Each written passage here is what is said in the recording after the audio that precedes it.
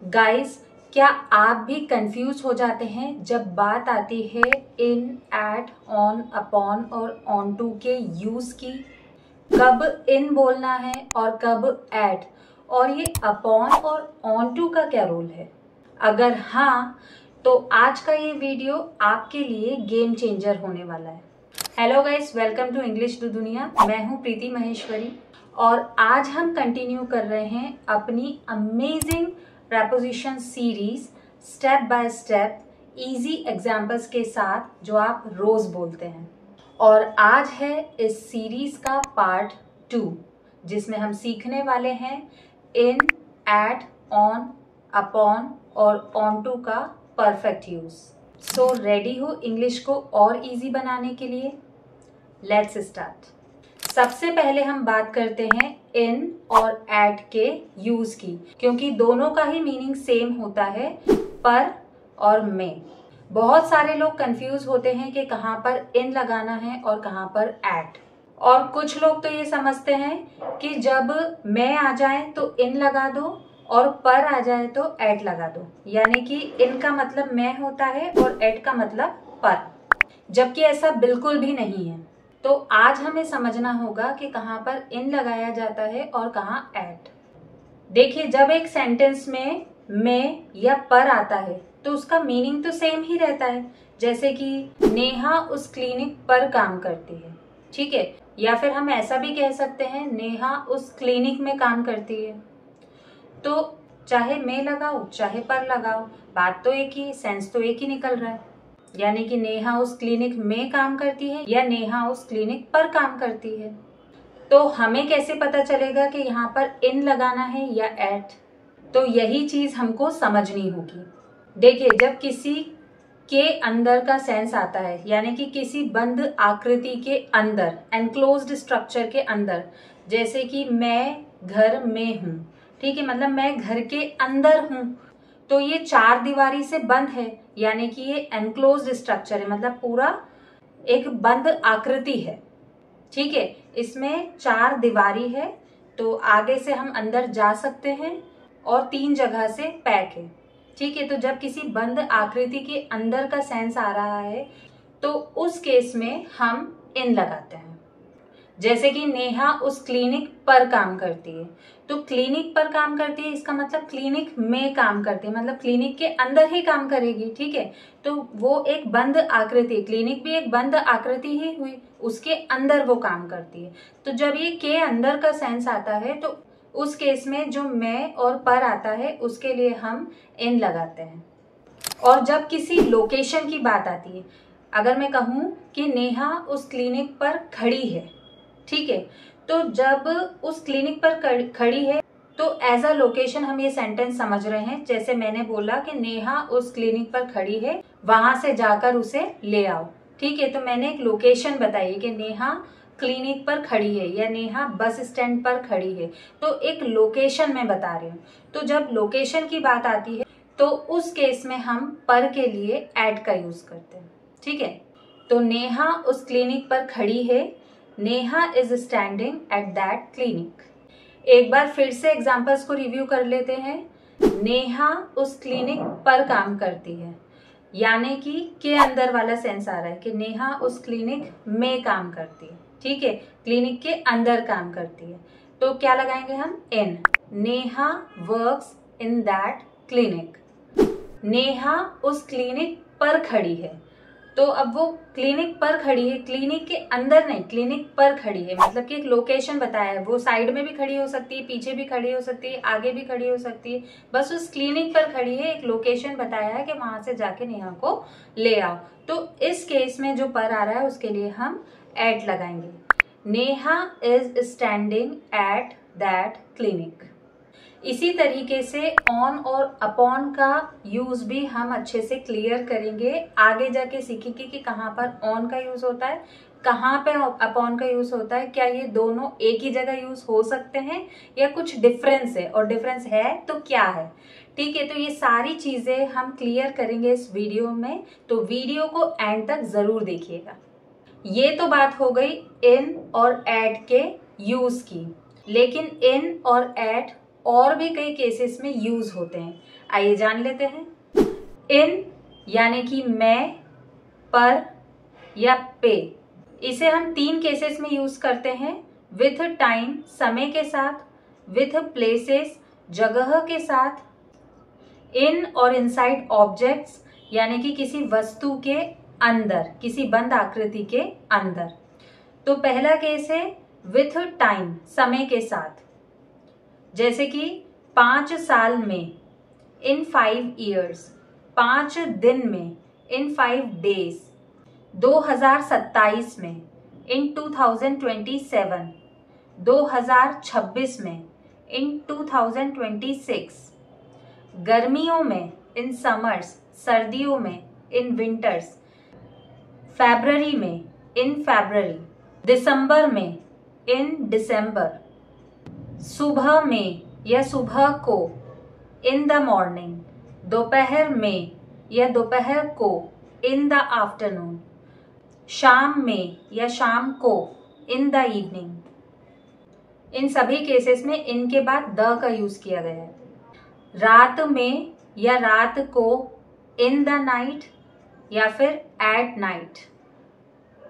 Examples देखिए, मैं मार्च में पैदा हुई, आई वॉज बोर्न इन मार्च, वो 2026 में घर आएगी, she will come home in 2026। Priyanshi आधे घंटे में निकलेगी, Priyanshi will leave in half an hour.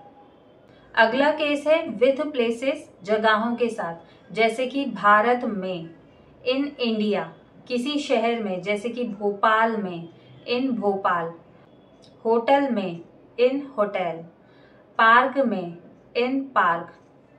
Accept small places, जैसे कि घर में या घर पर, एट होम, बस स्टैंड में या बस स्टैंड पर, एट बस स्टैंड। ठीक है, तो छोटी जगहों के लिए हम एट का यूज करेंगे और बड़ी जगहों के लिए हम इन का यूज करेंगे। एग्जाम्पल, मैं सीहोर में रहती हूँ, आई लिव इन सीहोर। मैं हॉस्पिटल में काम करती हूँ, I work in a hospital. वो दिल्ली में पढ़ाई करेगी, she will study in Delhi. अगला केस है इन इनसाइड सम ऑब्जेक्ट, किसी वस्तु के अंदर यानी कि किसी बंद आकृति के अंदर।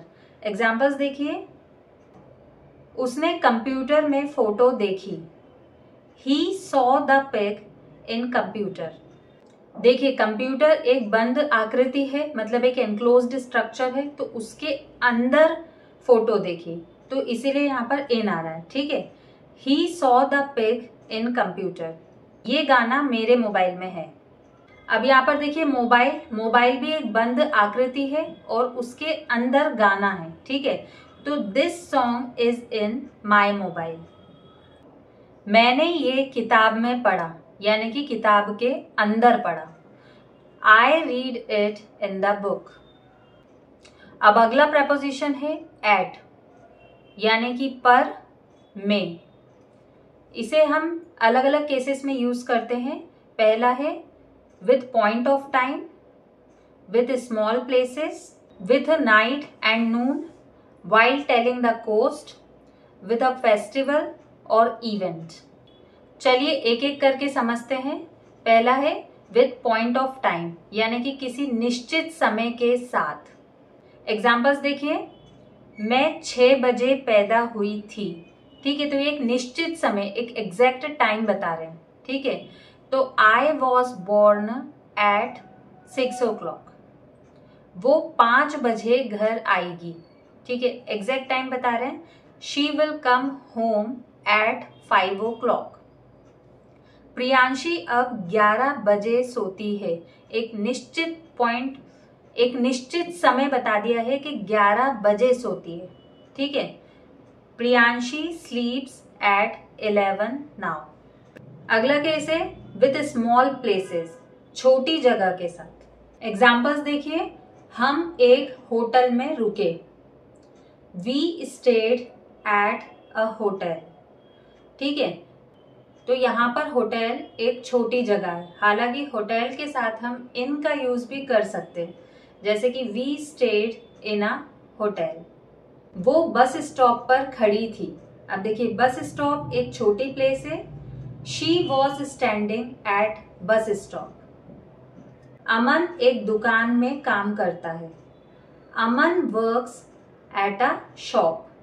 यहाँ पर हम इन का यूज भी कर सकते हैं क्योंकि अमन एक शॉप के अंदर काम करता है। ठीक है, तो यहाँ पर अंदर वाला सेंस भी आ रहा है, इसीलिए हम इन का यूज करेंगे।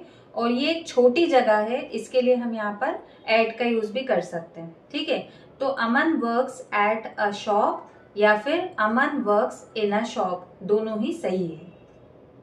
अच्छा, ये एट और इन का रिलेशन देख लेते हैं। ठीक है, जैसे कि क्या होता है, छोटी जगहों के लिए हम एट का यूज करते हैं और बड़ी जगहों के लिए हम इन का यूज करते हैं। तो अगर ऐसा कोई सेंटेंस आ जाए जिसमें छोटी जगह और बड़ी जगह दोनों है, तो हम इस सेंटेंस को कैसे बनाएंगे? एग्जाम्पल्स देखिए। I live in Englishpura. ठीक है, आई लिव इन सीहोर और आई लिव इन इंडिया। ठीक है, तो मतलब मैंने क्या बोला कि मैं इंग्लिशपुरा में रहती हूँ, मैं सीहोर में रहती हूँ और मैं इंडिया में रहती हूँ। तो अगर हमें एट और इन दोनों का यूज करना है तो कैसे करेंगे? आई लिव एट इंग्लिशपुरा इन सीहोर, यानी कि जो इंग्लिशपुरा है वो छोटी जगह है क्योंकि ये एक कॉलोनी टाइप है। ठीक है, तो इंग्लिशपुरा में मैं रहती हूँ सीहोर में। ठीक है, तो सीहोर इंग्लिशपुरा के कंपैरिजन में बड़ी चीज है, बड़ी जगह है। ठीक है, तो सीहोर बड़ी जगह है, तो इस सेंटेंस में सीहोर बड़ी जगह है और इंग्लिशपुरा छोटी जगह। तो हम कैसे बोलेंगे? आई लिव एट इंग्लिशपुरा इन सीहोर। और अगर मैं बोलूंगी कि मैं भारत में सीहोर में रहती हूँ, तो अगर हम कंपेयर करें तो भारत बड़ी जगह है और सीहोर छोटी जगह। तो हम कैसे बोलेंगे? I live at Sehore in India.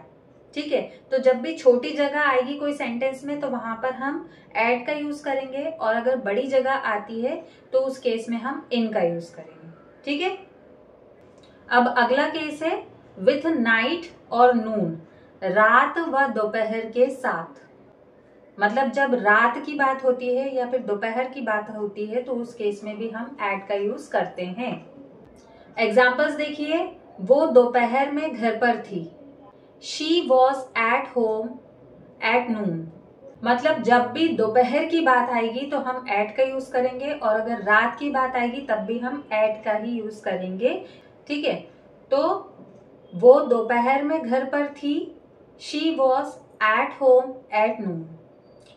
मैं रात में पढ़ती हूँ। I study at night. हम रात में हॉस्पिटल गए। We went to hospital at night. अब अगला केस है वाइल टेलिंग द कोस्ट, मूल्य बताते वक्त। मतलब जब हम कोई चीज की कीमत बताते हैं तो उस वक्त भी हम एट का यूज करते हैं। एग्जाम्पल्स देखिए। सेब 100 रुपए किलो बिक रहे हैं। ठीक है, तो यहाँ पर हम सेब की कीमत बता रहे हैं, तो कैसे बोलेंगे? The apples are selling at ₹100 per KG. वो 20 रुपए किलो आलू खरीद रहा है। He is buying potatoes at ₹20 per KG. ठीक है, तो यहाँ पर पोटैटो की कीमत बताई जा रही है कि 20 रुपए किलो है। नेक्स्ट, विथ अ फेस्टिवल और इवेंट, किसी त्योहार या खास अवसर के साथ। एग्जाम्पल्स देखिए। मैं दिवाली पर घर आऊंगी। ठीक है, तो या तो कोई फेस्टिवल हो या कोई खास अवसर जैसे कि बर्थडे, एनिवर्सरी, लाइक दिस। तो जब फेस्टिवल्स और इवेंट्स की बात आती है तो उस केस में भी हम एट का यूज करते हैं। मैं दिवाली पर घर आऊंगी। I will come home at Diwali. Mummy Rakhi में वहां जाएंगी। Mom will go there at Rakhi. वो जन्मदिन पर आया था। He had come at birthday. अब अगले जो प्रेपोजिशंस है वो हैं ऑन, अपॉन और ऑन टू, और इन तीनों का ही मीनिंग सेम होता है, के ऊपर या फिर पर, मतलब किसी चीज के ऊपर या फिर किसी चीज पर। ठीक है, लेकिन इन्हें हम अलग अलग केसेस में यूज करते हैं। आइए जानते हैं। सबसे पहले हम बात कर लेते हैं ऑन की। ऑन का मतलब होता है के ऊपर और पर, और इन्हें हम इंग्लिश में दो केसेस में यूज करते हैं। पहला होता है एक ऑब्जेक्ट के ऊपर दूसरे ऑब्जेक्ट का रखा होना, और दूसरा है मे और को, और इसे हम डे और डेट के साथ यूज करते हैं। पहला केस देखते हैं। ऑन यानी कि के ऊपर और पर, एक ऑब्जेक्ट के ऊपर दूसरे ऑब्जेक्ट का रखा होना। ठीक है, यानी कि किसी एक ऑब्जेक्ट के ऊपर दूसरा ऑब्जेक्ट रखा हुआ है। एग्जाम्पल्स देखिए। किताब टेबल पर रखी हुई है। The book is kept on the table. मैं हाथी के ऊपर बैठी हुई हूं। I am sitting on the elephant. Pen किताब के ऊपर था। The pen was on the book. अब अगला केस है ऑन यानी कि मे और को, और इसे हम डे और डेट के साथ यूज करते हैं। एग्जाम्पल्स देखिए। मैं शनिवार को गई। I went on Saturday. ठीक है, यहाँ पर डे की बात हो रही है कि मैं शनिवार को गई। अगला है वो 18 जनवरी 2020 को आई थी। She had come on 18th January 2020। हम सब रविवार को आएंगे। We all will come on Sunday। ठीक है, तो यहाँ पर डे और डेट देख लीजिए। संडे यानी कि डे है, और ये 18 जनवरी जो मैंने बताई है ये डेट है। तो जब भी कोई डे या डेट की बात आती है तो उस केस में भी हम ऑन का यूज करते हैं, जैसे कि ऑन संडे या ऑन 18th जनवरी ऐसे। अब बात करते हैं अपॉन की। तो ये जो अपॉन है इसे हम उन सभी केसेस में यूज करते हैं जिसमें हम ऑन लगाते हैं, यानी कि जहां जहां हम ऑन लगाते हैं वहां वहां हम अपॉन लगा सकते हैं। जैसे कि किताब टेबल पर रखी हुई है। The book is kept upon the table. या मैं हाथी के ऊपर बैठी हुई हूँ। आई am sitting upon the elephant. ठीक है, तो इस तरीके से हम जहां जहां ऑन है वहां वहां अपॉन का यूज कर सकते हैं, लेकिन इसमें थोड़ा सा डिफरेंस है। नॉर्मली हम कर सकते हैं, अधिकतर लोग करते हैं, लेकिन जब भी बात आती है अपने लेवल से हाई की, मतलब कि हमारी हाइट से, हमारे लेवल से अगर ऊपर कोई चीज है तो उस केस में हम अपॉन का यूज करते हैं। जैसे कि एक लड़का है वो हाथी पर बैठा हुआ है। ठीक है, और मुझे अगर सेंटेंस बनाना है तो मैं कैसे बनाऊंगी? The boy is sitting upon the elephant, क्योंकि जो हाथी है वो मेरे लेवल से ऊपर है। तो जब भी कोई चीज किसी चीज के ऊपर है लेकिन वो अपने लेवल से ऊपर है तो उस केस में हम अपॉन का यूज करते हैं। जैसे कि घड़ी दीवार पर लगी हुई है। ठीक है, तो नॉर्मली सेंटेंस सुना होगा आपने कि the clock is on the wall. ठीक है, लेकिन यहाँ पर अपॉन लगाना ज्यादा बेटर ऑप्शन है। कैसे? क्योंकि जो घड़ी है वो हमारे लेवल से ऊपर है, मतलब हमसे ऊपर लगी हुई है, और वो दीवार को टच कर रही, मतलब दीवार के ऊपर लगी। तो किसी चीज के ऊपर कोई चीज होती है तो ऑन का यूज होता है, लेकिन यहाँ पर हमारे लेवल से ऊपर है इसीलिए हम यहाँ पर अपॉन का यूज कर सकते हैं। लेकिन सभी केसेस में ऑन लगा सकते हैं, लेकिन जो सही है, जो सही ग्रामर है, तो उस केस में हम अपॉन का यूज करेंगे। तो जब भी कोई ऑब्जेक्ट किसी ऑब्जेक्ट के ऊपर है लेकिन वो हमारे लेवल से ऊंचा है, मतलब हमारे लेवल से हाई है, तो उस केस में हम अपॉन का यूज करते हैं। क्योंकि ऑन का मतलब क्या होता है? किसी एक ऑब्जेक्ट के ऊपर दूसरे ऑब्जेक्ट का होना। और अप मतलब क्या होता है? ऊपर। तो ऊपर मतलब हमारे लेवल से हाई किसी एक ऑब्जेक्ट के ऊपर दूसरे ऑब्जेक्ट का होना, तो उस केस में हम अपॉन का यूज करते हैं। आई होप कि आपको अच्छे से क्लियर हो गया होगा। बाकी नॉर्मली आप अपॉन और ऑन बिल्कुल बराबर से इक्वल लेवल से यूज कर सकते, कोई दिक्कत नहीं है। जहां आपको ऑन लगाना है वहां वहां आप अपॉन भी यूज कर सकते हैं। और आज का जो हमारा लास्ट प्रपोजिशन है वो है ऑन टू। इसका भी मीनिंग सेम है, के ऊपर और पर या फिर जाना। एक ऑब्जेक्ट का गतिशील यानी कि मूविंग अवस्था में दूसरे ऑब्जेक्ट के ऊपर आ जाना, यानी कि मूवमेंट करते हुए टच होना। मतलब कि ऑन का यूज क्या था कि एक ऑब्जेक्ट का दूसरे ऑब्जेक्ट के ऊपर होना, मतलब टच होना, तो उस केस में हम ऑन का यूज करते हैं। लेकिन जब कोई ऑब्जेक्ट किसी दूसरे ऑब्जेक्ट के ऊपर जाता है मूव करता हुआ, मतलब पहले मूवमेंट होता है और फिर टच होता है, तो उस केस में हम ऑन टू का यूज करते हैं। मतलब पहले मूवमेंट होगा और फिर टच होगा। ठीक, एग्जाम्पल्स देखिए। मैं हाथी के ऊपर कूदूंगा, मतलब हाथी मुझसे ऊपर है तो पहले मैं जंप करूंगा, मतलब मूव करूंगा, और उसके बाद हाथी पे कूदूंगा। ठीक है, तो पहले मूवमेंट हुआ और फिर एक ऑब्जेक्ट दूसरे ऑब्जेक्ट के ऊपर आया। ठीक है, तो मैं हाथी के ऊपर कूदूंगा, I will jump on to the elephant. वह घोड़े के ऊपर कूदा, तो पहले उसने मूवमेंट किया, मतलब कि जंप किया, और फिर वो घोड़े के ऊपर कूदा, मतलब एक ऑब्जेक्ट दूसरे ऑब्जेक्ट के ऊपर टच हुआ, मतलब पहले मूवमेंट और फिर टच, तो on to. He jumped on to the horse. ठीक है, वह घोड़े के ऊपर कूदा, he jumped on to the horse. उसने कुर्सी पर अपना हाथ रखा। ठीक है, तो उसने कुर्सी पर अपना हाथ रखा, मतलब कि एक ऑब्जेक्ट दूसरे ऑब्जेक्ट के ऊपर आया लेकिन पहले मूवमेंट हुआ, मतलब हाथ कुर्सी पर रखा तो पहले हाथ को मूव किया, फिर कुर्सी पर वो आया, तो पहले मूवमेंट हुआ और फिर एक ऑब्जेक्ट दूसरे ऑब्जेक्ट के ऊपर आया। तो उसने कुर्सी पर अपना हाथ रखा, he put his hand on to the chair.